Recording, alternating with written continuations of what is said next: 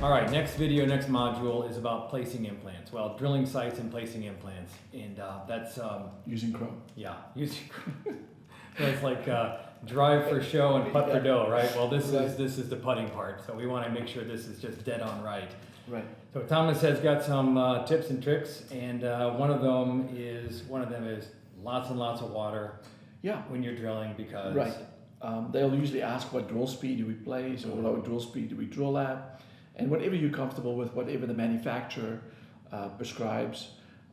But lots of water. We've in the previous modules we made sure that the keys fit, and then the very important thing is to make sure that when you're drilling into the osteotomy is to work the bone and work the drill. Don't just push down on it, because what happens is that it will bind up. If you're drilling at 2,000 RPMs or 1,500 RPMs, it binds on the sleeve, it heats up and expands, and now you're breaking your pilot drill. And that's kind of like what I see. What we do is that with any implant system that's out there, we always go to depth with our pilot drill. So when the surgeon mat says we have to drill 10 and a half, all these, or 12, we'll drill with our pilot drill to 12 for the 2.0. So you never advise going deeper and wider. You always go deeper Or go and then deeper wider. and then we go wider. Okay. Because then it gives you the opportunity to use Versa drills and kind of compact the bone. So we're creating a vortex when we place it. So the second drill, especially if you're using a maxilla, the bone quality is usually very poor, and so you have one shot to place that implant and get torque. Right. So drill your pilot drill to depth. Get a little feel for the bone.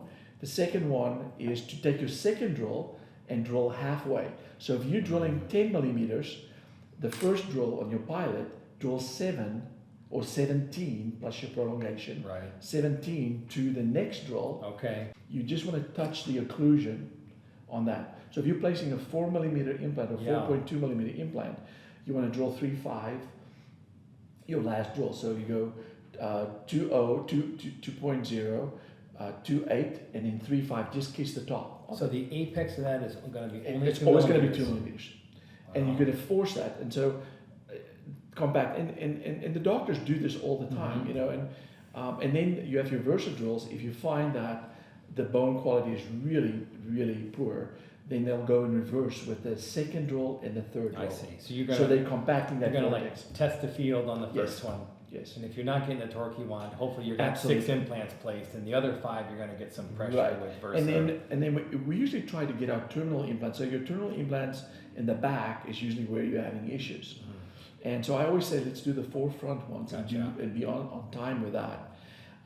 Then placing our implants, a key thing or a really good advantage of Chrome is you can actually see the implant go through the guide. Oh yeah, because you have this stopping. And you have this stopping technique. You have a stop, and we stop above the bone. Okay. And then what we do is that after all the implants are placed, now if you stop in the osteotomy guide, you won't be able to take the guide off.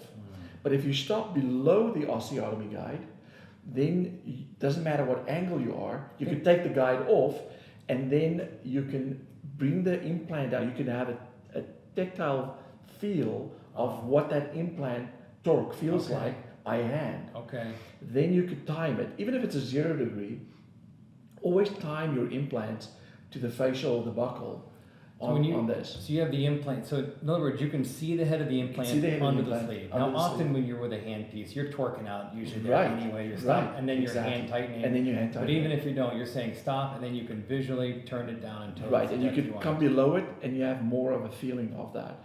And it's just a technique that I see all the time. That doctors do, and they're very successful on this. And then you said an interesting thing, even if it's not an angled site, still put your flat or whatever. Yeah, whatever implant system you're using, usually to the buccal, to the facial or the buccal. And why is that? Because your abutments will fit perfectly on there. And if you have to change an abutment, say for instance, you have a straight, and now you see, you know, I put some, I went in deeper because I didn't get my torque. Now you can actually put a 17 on there and pull back if you need to. If you need to. Yeah, but so if you can't, you're going the wrong direction. Exactly. Now you're going to open the holes up. Yeah. On your prosthetic. Yep. Good idea. Or even down the road. Maybe it works out perfectly now. Maybe something's going to change later. But you always have this direction. Right. And then screw. And then you have your carrier guide that tells you your timing of your screw access. So in this case, we have 2 17s or 3 17s and 130, and the screw access hole is going to be towards the little black line. Right. So that way, when you visualize it, you could see that everything is parallel. So when we treatment plan the cases in the software, we have the ability to kind of turn the abutments for path of insertion. Right. So we do that in our treatment plan. That's how we plan them all. And that's so how that's a matter of execution to get it in the right place. Which takes us to our next module. Absolutely. So and if you subscribe, you'll see Look the next forward module. to the next one. Yeah, osteotomy guides. Osteotomy guides and what to do in prosthetics. All right, good.